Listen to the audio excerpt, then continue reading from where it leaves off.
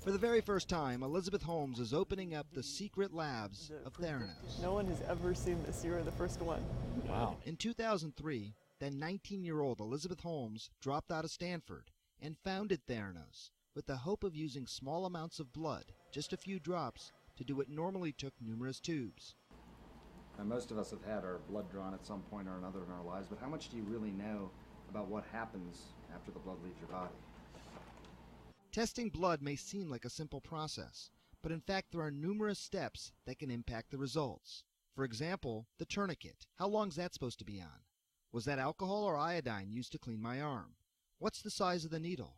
And why are there so many tubes? The anti-clotting medicine is not standardized, nor are the various reagents used to do the testing itself, let alone the machines that finally spit out the results. It is a big $75 billion industry with thousands of players controlling little pieces of the process. Theranos wants all of it. Okay. What resulted is this black box, a mini lab. The company says it can run up to 40 different tests on a tiny sample of blood. We've designed it to allow for the same operations that a technologist could do in a laboratory. Holmes believes that a finger stick, instead of a needle, will make people more likely to get their blood tested. I'm going to do this myself. Tiffany, hello. It's still a needle in there. Lancet. A lancet, okay. Needle has a hole. Lancet is a poke. For what it's worth, this Theranos blood test put my cholesterol at 170. My own doctor found it to be 169 just the week before. Holmes says she wants to make this sort of testing available anywhere, anytime. There's no reason why these can't be distributed in very, very decentralized locations. Your home? Yeah. You think people's homes should have these, essentially a clinical laboratory in their own house? I think that's a very interesting space. But wherever the tests occur, the results need to be precise and accurate. And that's where the story of Theranos starts to crumble. There were several labs that were tested that weren't totally accurate. One study in the Journal of Clinical Investigation found the tests from Theranos retail testing sites in Phoenix, Arizona to have significant discrepancies. But even more damaging, an assessment from the Centers for Medicare and Medicaid Services of their Newark, California lab, which questioned Theranos' ability to run a clinical laboratory, citing, quote, a global and long-term failure of the quality control program, and demanding they get their act together. Wall Street Journal investigative reporter John Carreyrou first broke that story last October. Theranos wasn't able to do so to the agency's satisfaction, so the agency has now decided it's going to shut that lab down, and it's going to ban Elizabeth Holmes from the blood testing industry for at least 2 years. Holmes has until September 5th to appeal. But in her first interview since the CMS decision, she insists the technology was never to fault for the erroneous results. Instead, she blames it on flawed operations and personnel.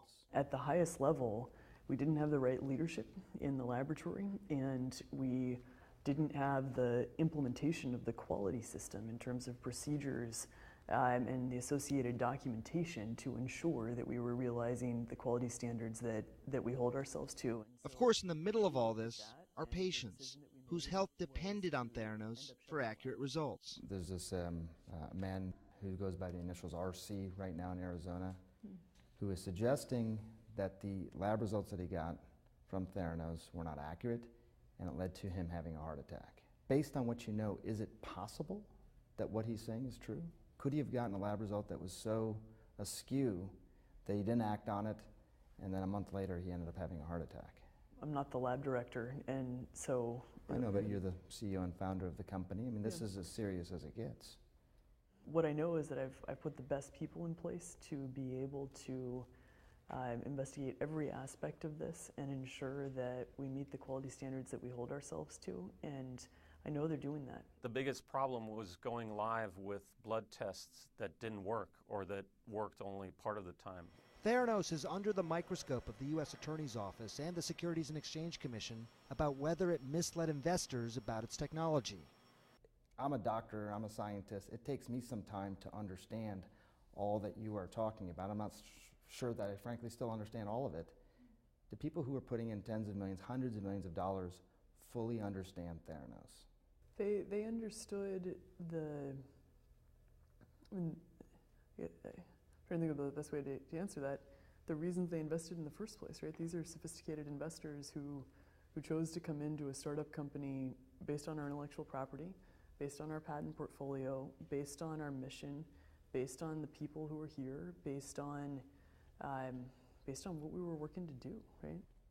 One of the headlines was $9 billion company down to zero. First of all, is that accurate? No.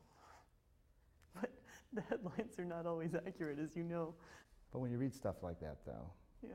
I mean, what do you think? And your investors and your board members are reading those same things. Those articles were focused on me personally, and I did not start this company because I was interested in or worried about, that. But for now, Holmes and Theranos are hell-bent on gaining back the significantly eroded public trust and proving the product they have to offer is the real deal. It's probably the most important question I think anybody who's watching has about this. Does it work? Yes. You're confident in that? I am confident in that. Yeah. Dr. No, that's Sanjay good. Gupta, CNN, I know. Palo Alto, California. I'm really excited to